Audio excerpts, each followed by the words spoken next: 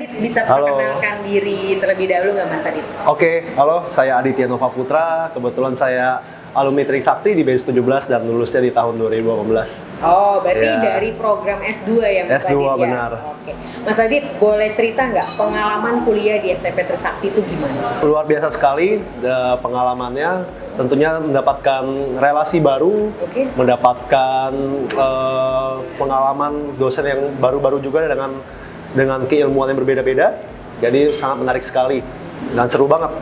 Kita temannya kan kalau di S2 kan kebetulan kebanyakan dari seluruh Nusantara nih. Betul. Jadi kita banyak sekali jangkauan jaringannya kebetulan. Jadi saya bersyukur sekali bisa kuliah di S2 Trisakti. Oh, oke. Kebetulan. Oke, Mas Adit, apa sih yang Mas Adit dapat dari selama kuliah di STP Trisakti khususnya di program S2 dan dampaknya dalam pekerjaan Mas Adit sekarang? Mungkin bisa diceritain juga sekarang aktivitas Mas Adit tuh apa? Boleh.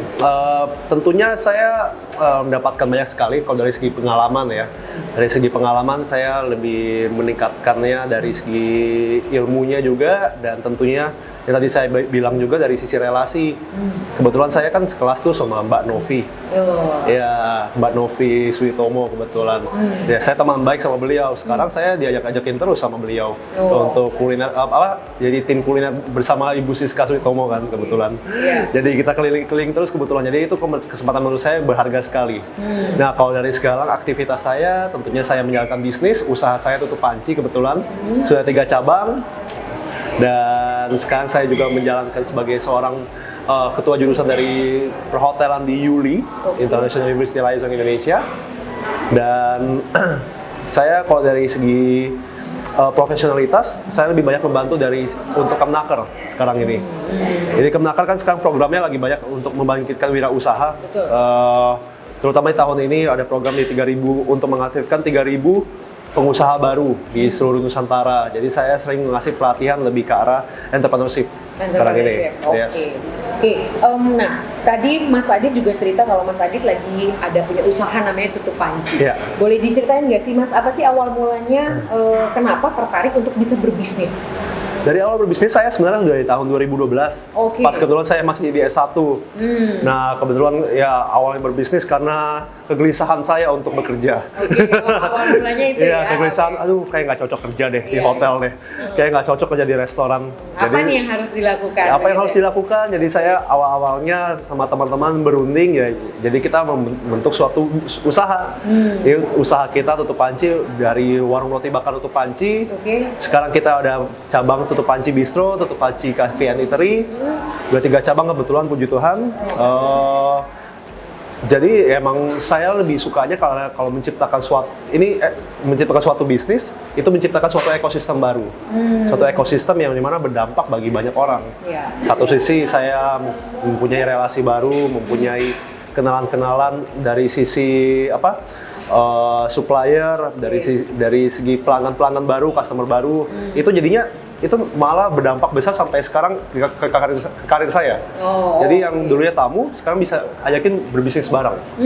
Jadi luar biasa sekali dampaknya dari situ ya. Yang tadi saya bilang ekosistemnya tuh nggak berhenti-berhenti.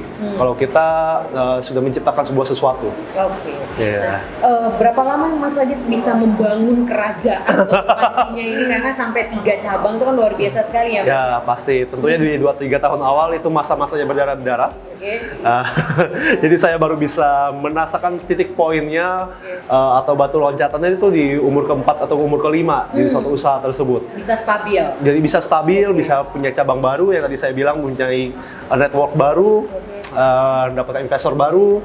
Itu dia pasti setelah umur 4 tahun lah, baru pengusaha-pengusaha baru bisa merasakan ya. Baru bisa merasakan. Karena yang di 1 tahun sampai 3 tahun awal kan kita membesarkan dari sisi brandnya dulu. Iya.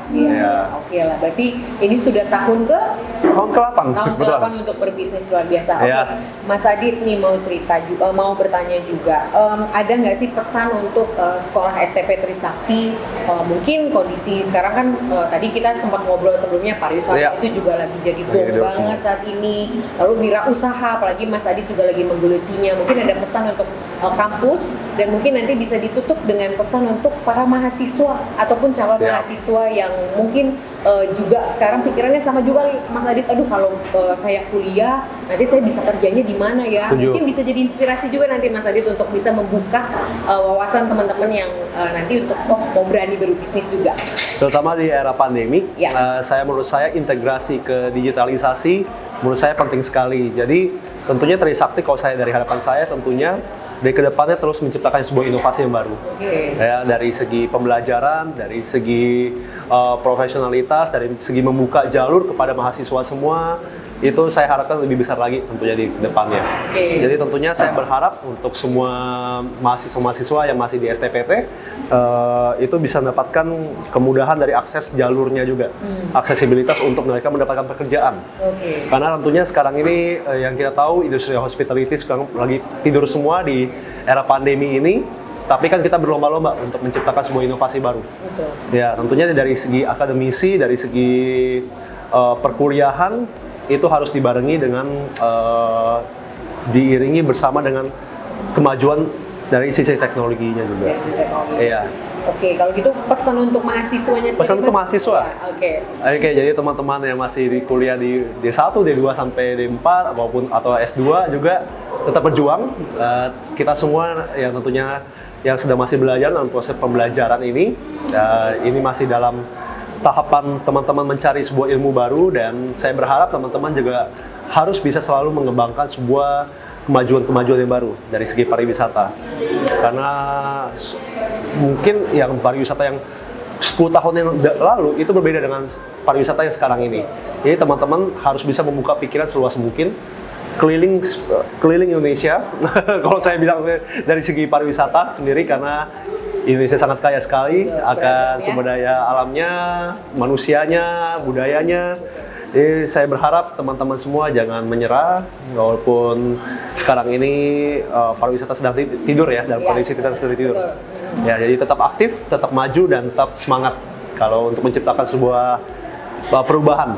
Ya, kita harus sebutannya sebagai agent of change. Oh, betul. Ya, agen perubahan, sehingga kita semua nanti yang akan memegang catur perekonomian Indonesia di tahun 2030 sampai di tahun 2045, yaitu visinya kan Indonesia ini ya, generasi Indonesia emas.